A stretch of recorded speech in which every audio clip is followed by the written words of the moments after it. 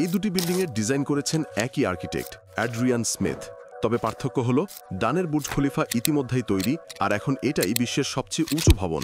আর বামের ভবনটির কাজ চলছে, যা শীঘ্রই এই বিশ্ব রেকর্ডটি নিজের করে নেবে। মজার ব্যাপার হলো, আকাশছোঁয়াই উচ্চতা পেতে আর্কিটেক্ট দুটিতেই প্রায় একই কৌশল ব্যবহার করেছেন। বুর্জ খলিফার মতোই সৌদি আরবের এই টাওয়ারটির ভিত্তিও ত্রিভুজাকার বা তিনকোণা।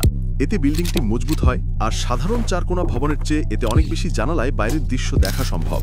দুটি বিল্ডিংয়ের মধ্যে আরেকটি মিল হলো এদের ঢালু আকৃতি।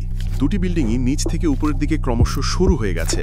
2014 সালেই এর কাজ শুরু হয়, আর টাওয়ারটি ধীরে ধীরে উঁচু হতে থাকে। কিন্তু হঠাৎ করেই সব কাজ থেমে যায়। 2018 এর জানুয়ারিতে কাজ বন্ধ হয়, যখন সৌদি আরবে বড়সড় এক রাজনৈতিক ধরপকড় চলছিল।